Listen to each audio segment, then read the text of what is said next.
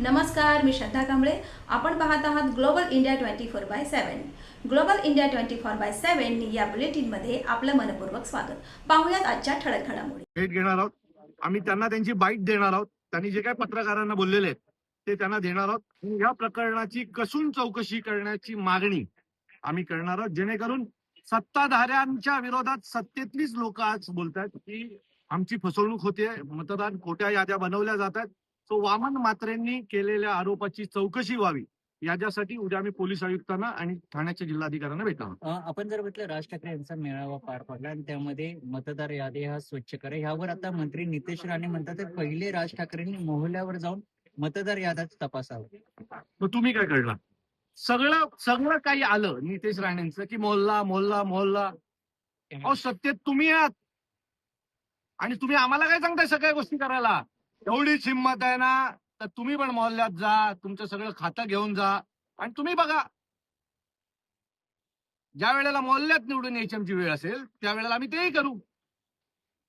माझं मत आहे की घडलेल्या गोष्टी खऱ्या आहेत ह्या आम्ही दाखवण्याचा प्रयत्न करतोय. मतदान वाढल्याच्या नंतर तो अचानक कसे काय एवढे मतदान आले? अचानक एवढी मतदानाची संख्या वाढली कशी शहरांमधली? कारण कुठली तरी ती कमी झाली असेल ना. सो हे सगळं नितेश राणे हे निवडणूक आयोगाला आम्ही बोलल्याच्या नंतर त्यांच्या पोटात दुखतं.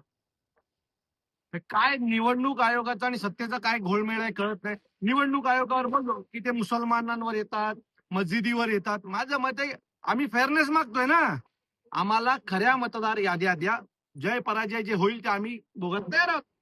पण काही झालं की निवडणूक यादीमधला घोळ जाळ आम्ही समोर आणतो त्यावेळेला हिंदू मुसलमान करण्याचा प्रयत्न यांचा सतत असतो. एवढाच आम्हाला 10 वेळा सांगताय ना. मग एकदा तुम्ही पण मस्जिदीवर जाऊन बघा, हनुमान चालीसा बोलून बघा. फक्त आम्हाला सल्ले देत बसू नका.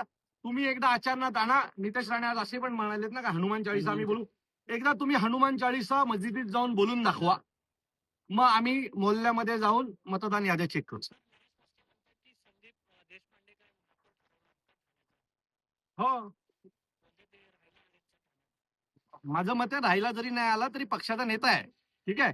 आणि ठाण्याचा महापौर महाराष्ट्र नवनिर्माण सेनाच ठरवणार. 2012 विसरू नका. कमी होतो पण आम्ही जर त्यावेळेला पाठिंबा दिला नसता तर शिवसेनेचा महापौर बसलाच नसता. बरोबर आहे. सो आम्हाला काही अशा सल्ले देऊ नका जेणेकरून तुम्हाला अडचणी येतील भविष्यात. हा, माझा नरेश मस्केंना सल्ला आहे. नरेश मस्के साहेब, संदीप देशपांडेंचा मला फोन आला होता लोकसभेच्या वेळेला आणि सांगितलं नरेश आपला आहे, नरेशचा प्रामाणिकपणे आपल्या सगळ्यांनी काम केलं पाहिजे. तो संदीप देशपांडे जो पुढचा महापौर ठाण्यातला ठरवेल. या होत्या आजच्या ठळक घडामोडी. पाहत रहा ग्लोबल इंडिया 24/7. शिवाय ग्लोबल इंडिया 24/7 या न्यूज चॅनलला सबस्क्राईब करा, लाईक करा, शेअर करा आणि आयकॉन बटन क्लिक करायला सुद्धा विसरू नका. धन्यवाद.